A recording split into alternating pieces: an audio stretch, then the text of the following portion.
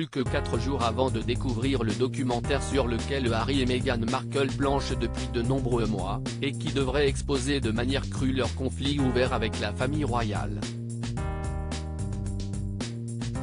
Il n'y aura sans doute pas de quartier.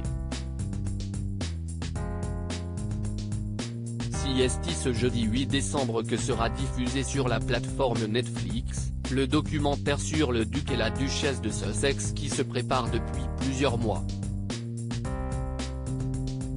Il y a quelques jours la plateforme de streaming en a dévoilé la bande-annonce. Pour le prince Harry et Meghan Markle le but est simple, ils veulent raconter leur version du mégoï et ce qui a suivi. Le couple a signé un contrat estimé à plus de 100 millions de dollars avec la plateforme pour ce projet, qui a subi de nombreux retards de production. La faute aux nombreuses exigences des Sussex, mais aussi aux problèmes de calendrier. Ainsi lors du jubilé de platine d'Elisabeth II, le couple n'a pas obtenu l'autorisation d'Elisabeth II de filmer l'événement. Et encore moins d'immortaliser pour Netflix la rencontre entre Sa Majesté et Lilibet. De quoi agacer le couple. Pourtant malgré ses cailloux dans la chaussure, voilà que le documentaire est prêt et depuis la bande-annonce dévoilée le 1er décembre, les connaisseurs de la monarchie ont parfaitement saisi que s'y est une nouvelle offensive qui est lancée contre la famille royale.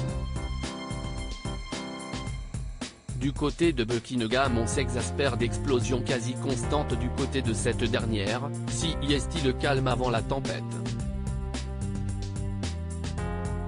Ce 3 décembre des sources au palais de Buckingham ont déclaré qu'il y avait une frustration et un épuisement croissant face aux plaintes que Harry et Meghan formulent sans relâche et publiquement au sujet de leur traitement par le reste de la famille royale.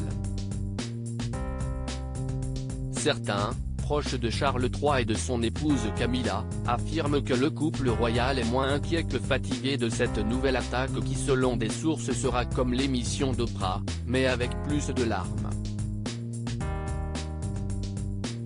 La famille royale estime avoir fait des gestes magnanimes délibérément pour inclure le prince Harry autant que possible dans les funérailles de la reine en septembre, y compris en lui autorisant de porter son uniforme militaire lors d'une veillée clé, mais ils sont maintenant récompensés par des explosions quasi constantes, s'exaspère-t-on.